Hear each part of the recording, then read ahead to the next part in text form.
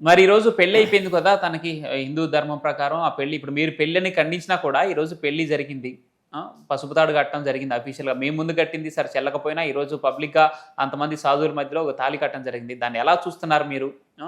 మరి ఇప్పుడు తిరిగి తెచ్చుకోవడానికి మీకు దారులేంటి? పెళ్లి అనేది నలుగురిలో జరిగితే దాన్ని పెళ్లి అంటారు. హ్మ్. ఇప్పుడు పెళ్ళి ఇప్పుడు ఎక్కడో గోవాలోనో ఏడో చేసుకుని దాన్ని పెళ్లి అంటారు. హ్మ్. పైగా మనకి అంటే ఒక- ఇప్పుడు ప్రేమించుకున్న వాళ్ళు బయటికెళ్ళి గుడిలో పెళ్లి చేసుకొని వస్తారు ఇద్దరే. అది పెళ్లి కాకుండా పోదు అది కదా! ఆడ మగ చేసుకున్న దాన్ని పెళ్లి అంటారు. హ్మ్. ఇప్పుడు అలా కాదుగా. వాళ్ళని అదే క్వెషన్ అడిగితే వాళ్ళేం చెప్తున్నారు? లీగల్‌గా చట్టాలున్నాయి. ఎవరు ఎవరినైనా పెళ్లి చేసుకోవచ్చు అని కొన్ని చెప్తున్నారు మరి. ఇప్పుడు హ్మ్. తన అఘోరి కాదు, తన ఆడ కాదు, హ్మ్. మగ కాదు, హ్మ్. అడని ట్రాన్స్జెండర్ కూడా కాదు. హ్మ్. తనకు వింత జాతికి చెందింది. హ్మ్. తనకి ట్రాన్స్జెండర్ అంటే ఆపరేషన్ చేసుకుంటే హ్మ్. ఉంటాయి కదా ఒక హ్మ్. అలా లేదు కదా తనకి. హ్మ్. తనకి జస్ట్ యూరిన్ రావడానికి మాత్రమే హోల్ ఏర్పాటు చేశారు. ఓకే. పై అలా ఉన్న అమ్మాయిని ఎవరైనా వింత జాతి అంటారు కానీ హ్మ్. ఎవరు ట్రాన్స్జెండర్ అని కూడా అనరు. వానికి నయం ఆ మాట అంటే వాళ్ళు నన్ను కొడతారేమో. మరి ఇప్పుడు మీరు చెప్పిన దాని ప్రకారం చూసుకుంటే విష్ణు మీద పడి దొర్లటం, లేకపోతే మీ చెల్లిని ఇప్పుడు అవును, తీసుకెళ్ళిపోవటం, తను ఇప్పటికీ లేదంటే మగలక్షణాలు ఉన్నాయి. ఆ? ఇప్పుడు మంగళగిరిలో మగలక్షణాలు పోలా, ఆమెకి తనకి కామ పిశాచిది. మంగళగిరిలో ఆ అల్లూరి శ్రీనివాసరావు గారి ఇక్కడ మీద ఈరోజు తన మొదటి భార్య అంటూ ఒక ఆమె మీడియా ముందుకు వచ్చింది. తను ఇప్పటికే మీతో మాట్లాడి ఉండొచ్చు నాకు తెలిసి. ఆమె కూడా తను మాతో మీతో ఏం చెప్పుకుంది? మీరు ఆమె మాతో ఏం మాట్లాడలేదు. ఆమె కూడా ఒక్క మాతో నిమిషం. పాటు రిపోర్ట్ ఇచ్చింది ఒక్క మహిళా నిమిషం. కమిషన్ కోటయ్య గారు ఒక్క ఆమె నిమిషం. అయితే మాతో ఏమీ మాట్లాడలేదు. తను మీతో మాట్లాడిందని చెప్పిందే. నాతో అయితే మా విష్ణుని అయితే మాట్లాడిందేమో కానీ మీరు ఎవరి త్రూ ఇప్పుడు కోర్టుకి వెళ్తున్నారు? అంటే కేసుని ఫైల్ శివరుద్ర గారు, శివరుద్ర స్వామి. శివరుద్ర స్వామి. శివరుద్ర స్వామి ఎలా పరిచయం మీకు?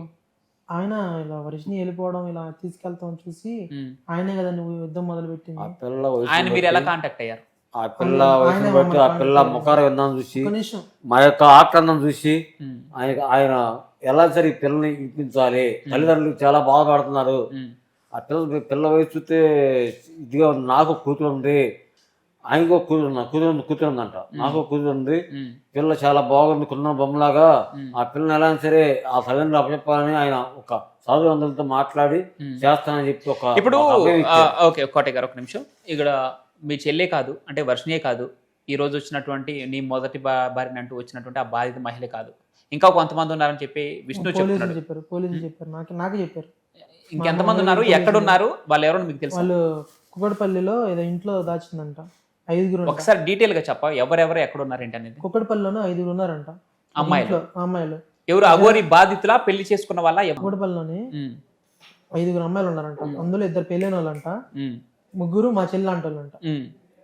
అది ఓకే, ముగ్గురు మీ చెల్లి అంటారు. ఇంకా విష్ణు ఏదో చెప్పాడు రాజస్థాన్ లో ఇంకెవరో ఉన్నారని చెప్పేసి. అది నాకు తెలియదు. అది నాకు పోలీసులు కూడా చెప్పలేదు. అది అన్నయ్యకి పర్సనల్గా ఎంక్వైరీ చేసి తెలిసింది. కోగటిపల్లిలో 5 అమ్మాయిలు మీ చెల్లిలాగానే ఉన్నారని మా చెప్పేసి. చెల్లిలాగానే 3 అమ్మాయిలు, ఉమ్. 2 ఇవి మీకు పోలీసులు చెప్పారా?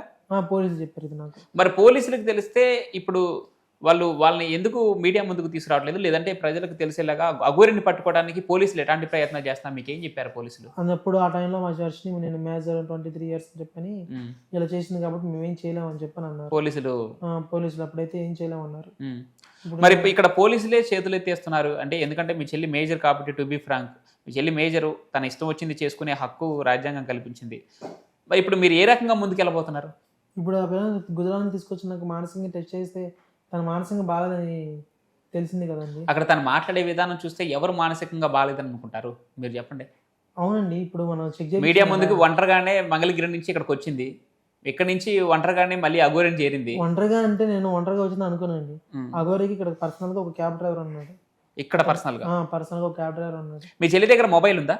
మొబైల్ లేదు. మరి మొబైల్ లేకుండా వాళ్ళు ఎలా కాంటాక్ట్ అవుతుంది? ఒక లేడీ మన దగ్గరికి వచ్చిందంటే సపరేట్ గా వచ్చి ఇలా నాకు ఫోన్ పోగొట్టుకున్నాను, అన్ని పోగొట్టుకున్నాను, ఒక ఫోన్ కాల్ చేసుకుంటాను, లేదా నేను ఇలా ఊరు వెళ్ళాక ఒక 100 రూపాయలు పంపిస్తాను, ఇలా ఫోన్ చేస్తానంటే మనం ఎవరైనా సరే సాయం చేస్తాం. సో అలా వెళ్ళిందా? అలానే వెళ్ళింది. నేను అనుకోవడం మాత్రం. పైగా తన కాలికి కూడా కాలి పట్టీలు ఉన్నాయి, వెండి పట్టీలు ఉన్నాయి. మీ చెల్లెక? అవును, మీ చెల్లి కాలికి వెండి పట్టీలు ఉన్నాయా? వెండి పట్టీలు ఉన్నాయి. మరి ఏమైనా అమ్మిందో, తాగడ పెట్టుకుని తీసుకెళ్ళిందో, లేదా నేను చెప్పినట్టుగా ఇలా నలుగురిని అడిగితే వెళ్ళిందో తెలియదు. ఒక విషయం చెప్పాలంటే తను బిగ్ టీవీ ఇంటర్వ్యూ ఇచ్చేటప్పుడు కూడా బిగ్ టీవీ యాజమాన్యం కూడా మీ చెల్లి ఇలా వచ్చిందని చెప్పి మాకు ఒక్క ఫోన్ కూడా చేయలేదు. ఇప్పుడు మీరున్న మీ ఛానల్కి ఇలా వచ్చి ఇంటర్వ్యూ ఇస్తుంది అనుకోండి, మీరు మాకు ఫోన్ చేస్తారు లేదా? అవును హర్ష. ఫోన్ చేసి మీ చెల్లి ఇలా వచ్చింది, మీరు తొందరగా బయలుదేరండి, మేము ఈ లోపు ఇంటర్వ్యూ అని చెప్పి హోల్డ్ చేస్తాము, మీకు అర్జెంటుగా బయలుదేరండి అని చెప్పని ఇన్ఫర్మేషన్ ఇస్తారు లేదా? అవునవును. అలా మాకు ఏ ఇన్ఫర్మేషన్ అంటే అప్పుడు మీరు ఇక్కడ హైదరాబాద్ లో లేరు కదా? నేను హైదరాబాద్ లేను. ఉమ్, హైదరాబాద్ లేనప్పుడు నాకు ఒక ఇన్ఫర్మేషన్ ఇస్తే ఉమ్. ఇక్కడ ఉన్న వాళ్ళని ఎవరిని ఒకరు పంపించుకుంటా కదా నేను. అయితే మీ చెల్లి సడన్ గా మీడియా ఛానల్కి రావడం జరిగిందా లేదంటే? అదే సడన్ గానే వెళ్ళింది. ఉమ్, ఇప్పుడు ఇక్కడ మాయమైన పిల్ల అక్కడ సడన్ గా తేలిందంటే మరి ఉమ్, ఎవరికైనా అనుమానం వస్తుందా లేదండి? ఓకే. ఒక ఛానల్ అసలు సో ఇప్పుడు ఉమ్, ఇన్ఫర్మేషన్ కూడా ఇవ్వకపోవడం అనేది ఎంత ఆశ్చర్యకరమైందండి. ఉమ్, ఇప్పుడు మీ ఛానల్కి వస్తే ఉమ్. మీరు మాకు ఫోన్ చేసి మీ చెల్లెలా వచ్చింది మీ ఇలా ఇక్కడ తనకి ఇంటర్వ్యూ చేస్తాను. ఎవరు ఇన్ఫర్మేషన్ ఇవ్వడానికి కూడా తన Excuse హక్కులు sir. అడ్డొస్తున్నాయి వాస్తవంగా చెప్పాలంటే. ఎందుకంటే మీ చెల్లి మేజరు, తన ఇష్టపూర్వకంగా ఏదైనా Sir, చేశారు excuse sir, అవుతుంది. ఒక మాట. ఎవరు ఆపటానికి ఛాన్స్ లేని పరిస్థితి. వాళ్ళు ఆపలేదు అంటే వాళ్ళు నిందించడానికి లేదు అక్కడ అవకాశం. ఆపడం సంగతి కాదు సార్. ఎక్స్క్యూజ్ సార్, అసలు ఆఫీస్కి వచ్చినప్పుడు ఒక ఫోన్ కాల్ చేస్తే ఏం పోయింది సార్? ఇక్కడ అదే అది చెప్తున్నా. ఇప్పుడు రేపొద్దున నువ్వు వెళ్ళినా కూడా నువ్వు మేజర్ అని చెప్పేస్తే నువ్వు అది నీ ఇష్టపూర్వకంగా చేసే పని. నీ గురించి నీ వ్యక్తిగత గోప్యతని తీసుకోవడానికి ఎవరికి లేదు ఛాన్స్. అదే చేశారు కరెక్టే వాళ్ళు సార్. కూడా.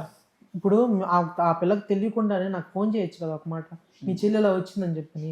అది మీకు సపోర్ట్ చేయాలని ఉద్దేశం ఉంటే చేసి ఉండేవాళ్ళు. ఉండేవాళ్ళు. అది లేదు కాబట్టి చేయలేదు. సో ఫైనల్ గా ఇప్పుడు అఘోరెడ్డి దగ్గర నుంచి అఘోరి చాలా మంది నుంచి డబ్బులు డిమాండ్ చేసినట్టు ఇప్పటికే కొంతమంది బయటకు వస్తారు. cases నష్టపోయిన కూడా మహిళలు ఇప్పుడు ఒక్కొక్కరుగా మీరు చెప్పినట్టు పోలీసులు ఒక్కొక్కటిపల్ల 5 ఉన్నారు. రేపు మాపు బయటకు వస్తుంది.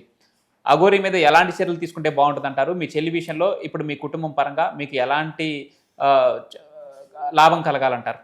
అంటే ఎలాంటి ఉపయోగం కలిగితే మీకు మీ చెల్లి తిరిగి మీ ఫ్యామిలీని చేరుతుంది? ఒకవేళ వస్తే మీరు యాక్సెప్ట్ చేస్తారా లేదా?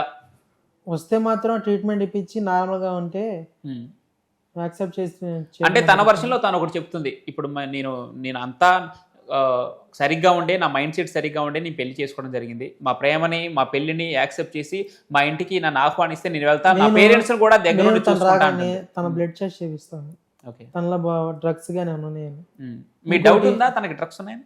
నాకైతే డౌట్ ఉంది, ఎందుకంటే అఘోరితో ఉంది కాబట్టి అది ఇచ్చిందేమోనని నాకు అనుమానంగా. అంటే అఘోరి డ్రగ్స్ తీసుకుందా? అఘోరి తీసుకుందో తీసుకోవాలని తెలియదు కానీ నాకు శివరుద్ర స్వామి గారు చెప్పిన దాని ప్రకారం అయితే తనకి ఎటువంటి మీ ఇంట్లో వారం రోజులు ఉంది కదా, తన డ్రగ్స్ డ్రగ్స్ అయితే ఏం తీసుకోలేదు, నేనైతే చూడలేదు. మరి అయితే శివరుద్ర స్వామి గారు చెప్పిన దాని ప్రకారం అయితే దానికైతే ఏ విద్యలు రావు, అలాంటి విద్యలు రాని వాళ్ళు ఇలా ఏదో మందులతోనే చేస్తారు కానీ అట్రాక్ట్ మామూలుగా చేయరని చెప్పి నాకు చెప్పడం జరిగింది. సో ఫైనల్ గా ఈ రోజు మీ చెల్లి దగ్గర నుంచి ఏం కోరుకుంటున్నారు మీరు? అంటే ఏం జరిగితే మంచిగా ఉంటుంది అనుకుంటున్నారు?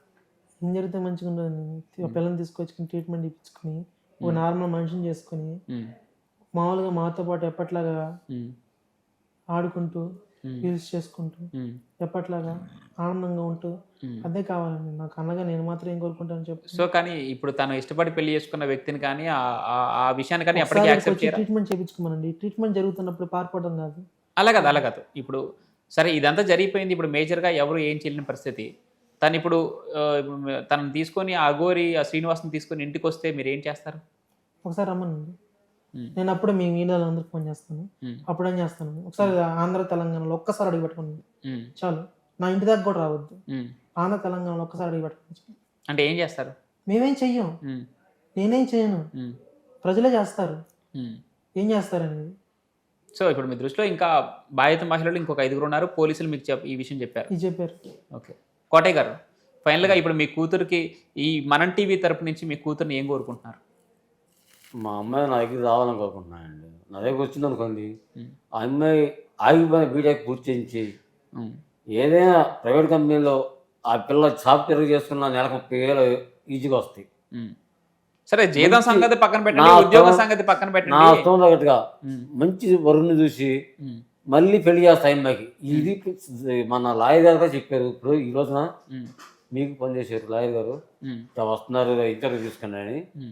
ఆ లాయర్ గారు చెప్పారు ఈ మ్యారేజ్ జరగదు, ఈ మ్యారేజ్ సత్యరీత్యా చెల్లుబాటు అవ్వదు. ఎందుకంటే అతనికి ఆయుధం అనేది లేదు, అంగం అనేది లేదు. ప్లస్ ఈ తల్లిదండ్రుల అంగీకారం అనేది లేదు. ఎంత మాత్రం మేజర్ అయినా సరే తల్లిదండ్రుల అంగీకారం అనేది ఉండాలి. తల్లిదండ్రుల అంగీకారం లేదు. అదేంటి ఇక్కడ మీకు ఆరోగ్యం బాగలేని పరిస్థితి తెలుసు, మీ పూర్ ఫ్యామిలీ అని తనకి తెలుసు, తన అన్న ఏదో పని చేసుకుంటూ మీ కుటుంబానికి సహాయపడుతుందని తెలుసు. ఇవన్నీ తెలిసే తను చేయడం జరిగింది. సరే మీరు ఆరోపిస్తున్న ప్రకారం అఘోరి మాయలో పడిందని మీరు అంటున్నారు. తను మాత్రం అంతా స్పృహలో ఉండే చేస్తా, నా మైండ్ సెట్ బాగానే ఉంది, నా మతి స్థిమితం ఏం పోలేదు అని చెప్పి తను చెప్తుంది. చూద్దాం మీ కోరిక ప్రకారం. ఇప్పుడు మరి అఘోరి ఒక్కొక్క వ్యవహారం బయటకు వస్తున్న నేపథ్యంలో వర్షిని కూడా త్వరగా రిలీజ్ అవ్వాలని కోరుకుంటుంది. మనం టీవీ కూడా ఖచ్చితంగా మీ ఫ్యామిలీకి మళ్ళీ వర్షిని చేరువవ్వాలని, అది కూడా మామూలుగా సాధారణ మనిషిలాగా మీ ఇంతకుముందు మీ ఫ్యామిలీలో ఎలా అయితే తిరిగి ఆడుతూ పాడుతూ మీ ఫ్యామిలీలో ఒక మనిషిలాగా ఉందో తను మళ్ళీ వచ్చి మీ ఫ్యామిలీతో అలానే కలిసిపోవాలని చెప్పి మనం టీవీ కూడా కోరుకుంటుంది. మీకు కావాల్సిన మోరల్ సపోర్ట్ కూడా ఎప్పుడు మనం టీవీ ఖచ్చితంగా తోడుంటుందనే ఈ సందర్భంగా మీకు తెలుపుతున్నాం. థ్యాంక్ యూ హర్ష కోటయ్య గారు. థ్యాంక్ యూ సార్, ధన్యవాదాలు.